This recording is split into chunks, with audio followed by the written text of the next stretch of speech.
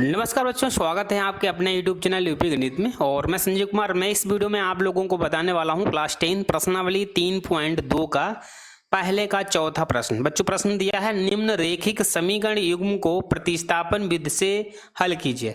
प्रश्न है 0.2x plus 0.3y बराबर 1.3, ये समीकरण नंबर फर्स्ट है। इसी तरीके से 0.4x प्लस 0.5y बराबर 2.3, ये समीकरण नंबर 2 हुआ। और इन्हें मुझे प्रतिस्थापन विधि द्वारा सॉल्व करना है। बच्चों अगर आप लोगों को प्रतिस्थापन विधि द्वारा सवाल को सॉल्व करना नहीं आता है तो यार इस वीडियो के बाद हम प्रतिस्थापन विधि द्वारा किसी भी सवाल को आसानी से सीखने वाले हैं। बच्चों सबसे पहले मुझे क्या करना है, इस प्रश्न में पॉइंट लगा है, दशमलव जिसमें लगा होता है तो वो प्रश्न जो है कठिन हो जाता है। तो यार इसमें हम क्या करेंगे, सबसे पहले पॉइंट को हटाएंगे। पॉइंट कैसे हटता है ये आपको इस वीडियो में विस्तार से बताने वाला हूँ। सबसे पहले देखिए, यहाँ कोई भी संख्या अगर दी है, देखिए मेरे पास मान लीजिए यहाँ पर 0.2 दिया है। आपसे कह दिया जाए कि इसमें साइडें, मतलब शुरू में जो लिखा होता है उसे लेफ्ट हैंड साइड, इधर चलेंगे तो लेफ्ट हैंड साइड, और उधर से चलते हैं तो हमारा राइट हैंड साइड है। ये लेफ्ट हैंड साइड हुआ, ये राइट हैंड साइड हुआ, ठीक है। और मुझे कह देना है कि इसमें कितनी संख्याबद्ध पॉइंट है, तो आपको चलना किधर से चलना, राइट से देखना। तो इधर से चलेंगे एक के संख्या मतलब 2 के बाद, मतलब इधर कितनी संख्या है, एक संख्या पॉइंट लगा है। इसी तरीके से यहाँ पर पूछा जाए कि ये कितनी संख्या पॉइंट लगा है, तो मुझे राइट से ही चलना है, इधर से चलना है। 1 2 3 संख्या बाद पॉइंट लगा है। तो आपको पता ही हो गया, अगर किसी भी संख्या में पॉइंट लगा है और आपसे पूछा जाए कि कितनी संख्या पॉइंट है, तो मुझे राइट से गिन लेना है संख्याओं को और बता देना। यहाँ 1 2 3 संख्या पॉइंट लगा है तो हम कहेंगे यहाँ 3 संख्या बाद पॉइंट लगा है। तो आपको ये तो पता हो गया, ठीक है। तो मैंने कहा अगर आपको पहचानना आ गया है कि पॉइंट कितनी संख्या बाद लगा है, तो आप इस प्रश्न को आसानी से सीखने वाले हैं। क्योंकि इसमें से दशमलव को हटाना है, तो दशमलव को हटाने के लिए आपको पता होना चाहिए कितनी संख्या बाद पॉइंट लगा है। तो यहाँ हम कहेंगे इस प्रश्न में कितनी संख्या बाद पॉइंट लगा है, तो आप कहेंगे 1 संख्या बाद पॉइंट लगा है। कितनी संख्या बाद लगा है, 1 संख्या बाद। बच्चों ये चीज़ याद रखना, अगर 1 संख्या बाद पॉइंट लगा है तो मुझे क्या कर देना है, 10 से मल्टीप्लाई कर देंगे तो पॉइंट हट जाएगा। क्या करना है, 10 से मल्टीप्लाई, 10 से गुणा कर देंगे तो पॉइंट क्या हो जाएगा, हट जाएगा। तो हम क्या करेंगे, इसकी 10 से मल्टीप्लाई कर देंगे, गुणा कर देंगे।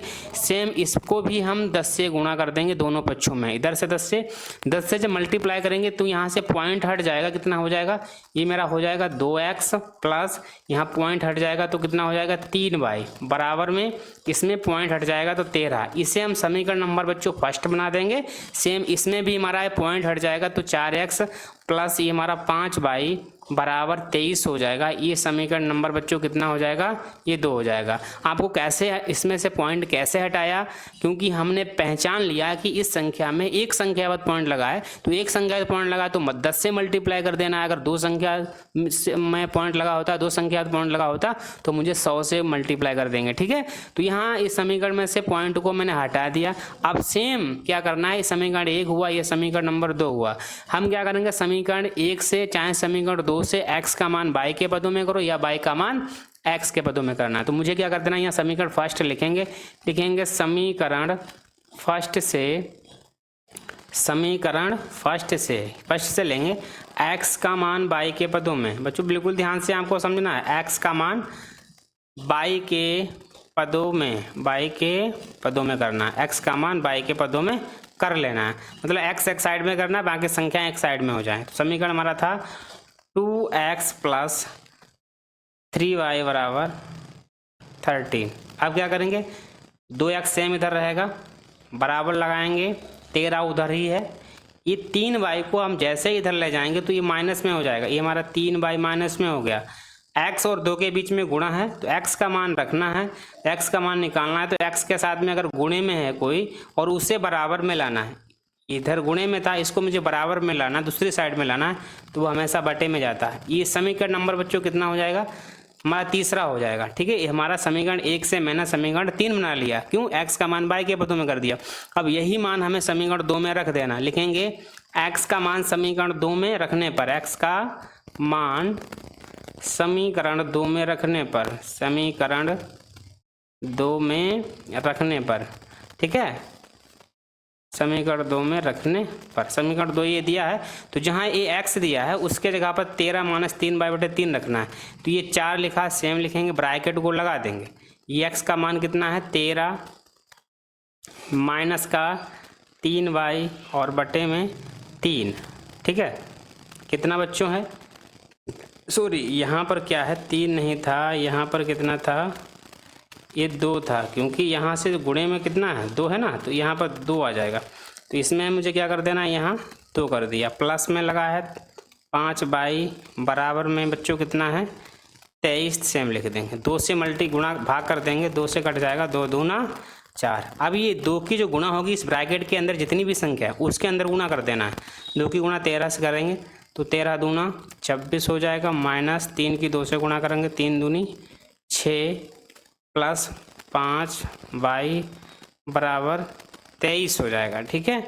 अब ये अंक वाले एक इधर ले जाएंगे तो ये 6y माइनस का है, ये 5y प्लस का है, डिफरेंस है, चिन्ह डिफरेंस होते हैं तो संख्या आपस में घट जाएंगी। 6 में से 5 गए तो कितना बचा, 1 y बचा, 1 हमारा शुरू में लिखा नहीं जाता, चाहे लिखना चाहो तो लिख सकते हो, 23 लिखा है, ये 26 जब इधर जाएगा तो ये माइनस में हो जाएगा, तो 1 तो हम लिखते नहीं तो 1 को हटा देंगे, तो y बराबर हमारा कितना बचेगा बच्चों 3, और जो संख्या बड़ी है चिन्ह उसी का लगा देंगे। 23 में से 26 तो घटा दिया, लेकिन संख्या बड़ी 26, इसके आगे माइनस लगा, चिन्ह वही लगा दिया, माइनस से माइनस हमारा कट जाएगा, तो y का मान बच्चों कितना आ गया 3 आ गया। अब ये मान मुझे क्या कर देना, समीकरण 3 में रख दो, चाहे समीकरण 1 में रख दो, चाहे समीकरण 2 में रख दो, किसी में मान भर देंगे तो हमारा x का मान आसानी से निकल के आ जाएगा। मुझे क्या करना बच्चों,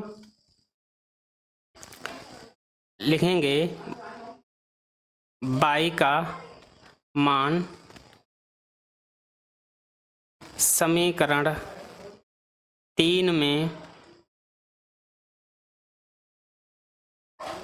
रखने पर, समीकरण 3 क्या बच्चों दिया है, x बराबर 13 माइनस का 3y बटे में 2। अब जहाँ y दिया है उसके जगह पर मुझे 3 कर देना है, 3 और y के बीच में गुणा है और y का मान 3 है, बटे में हमारा 2 है, लिख देंगे x बराबर 13, 3 3 9 बटे 2 बचेगा 4 बटे 2, 2 से डिवाइड हो जाएगा, x का मान बच्चों कितना बचेगा 2। तो इस तरीके से हम प्रतिस्थापन विधि द्वारा x और y के मान को आसानी से निकाल सकते हैं। उम्मीद करता हूँ ये वीडियो आपको पसंद ही आया होगा। अगर वीडियो पसंद आए तो वीडियो को लाइक करना, शेयर करना, और अगर आप मेरे चैनल पर नए हैं तो चैनल को सब्सक्राइब भी जरूर करना, क्योंकि इस चैनल पर आपको क्लास 10th की कंप्लीट मैथ सॉल्व करके मिलने वाली है। ठीक है बच्चों, धन्यवाद।